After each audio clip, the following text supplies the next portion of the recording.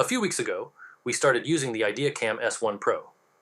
It was graciously provided to us by BenQ so that we could review and provide input. It was well packaged, and the components box presentation made it easy to intuitively figure out what to do with each part. Downloading and launching the companion Nspire application was also pretty much plug and play. It looks like it's been designed primarily to be set on top of a monitor, and includes a counterweight on the camera base to make sure the camera doesn't fall forward, even while adjusting its angle. But that base does incorporate a standard 1/4-inch attachment point, so it's compatible with almost any tripod out there.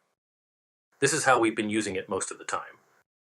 But the camera unit itself also has an interesting magnetic mount point. We suspect that it was designed this way to facilitate the ability to quickly pick up and replace onto the base.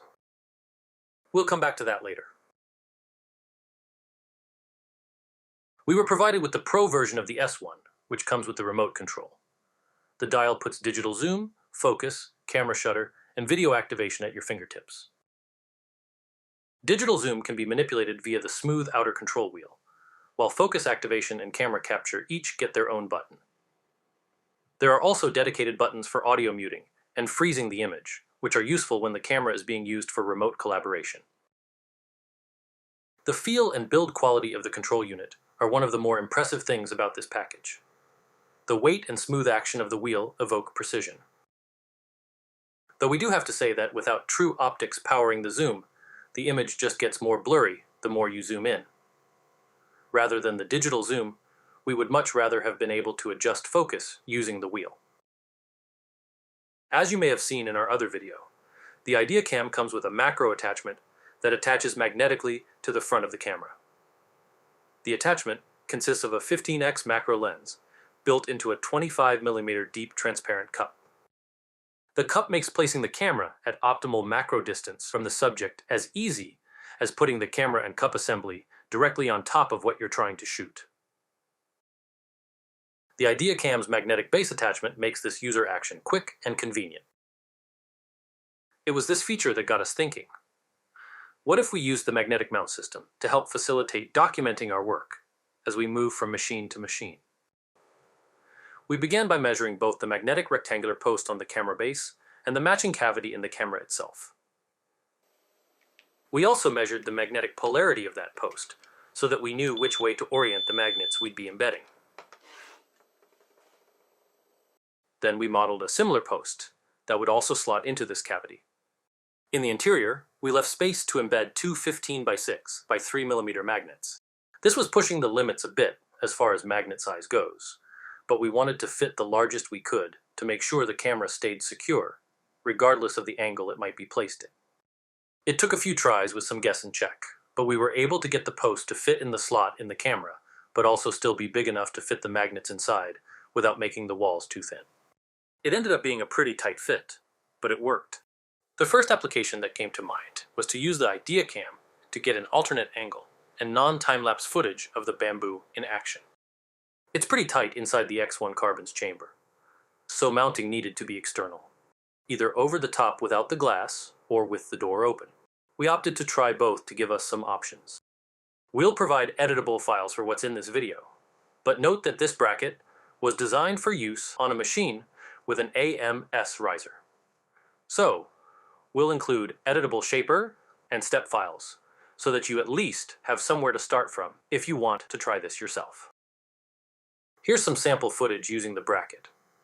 That cat container's pretty much in the center of the build plate, so yeah, it still feels a bit too close.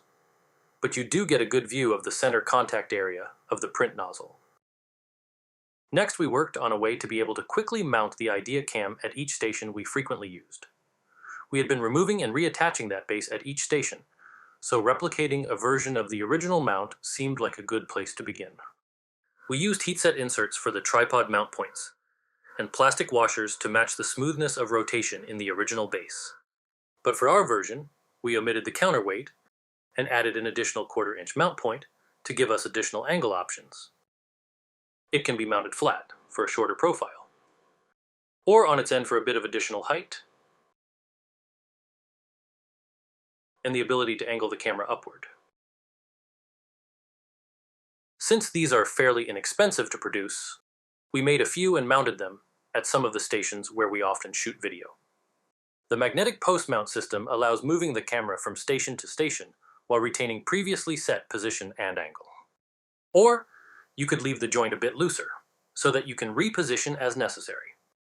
These give us the option of quickly mounting and using the ideaCam for anything we happen to be doing.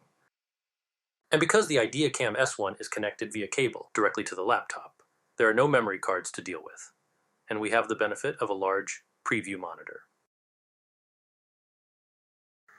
Now, the ideaCam S1 does have a few quirks we need to mention. For some reason, when using the Nspire software provided by BenQ, the highest resolution it will record at is 1440 by 838.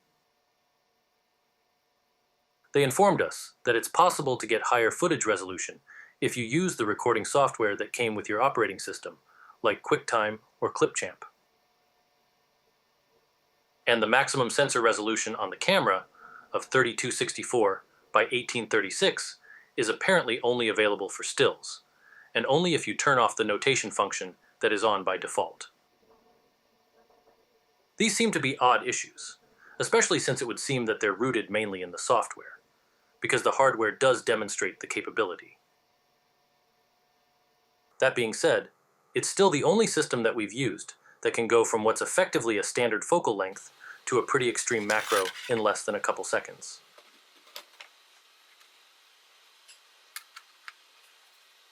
This can be useful if you're documenting a process where small details are important, or where properly interpreting the details is critical for making decisions on next steps. We want to be clear that BenQ sent us this ideaCam S1Pro, but other than that, we received no other compensation. Since there were already a number of reviews out there, we focused on conveying how we actually used it. Hopefully, you found at least a few useful nuggets of information. We'll make the files we mention here available on the batch site. As always, let us know what you think and if you have any questions. Till next time.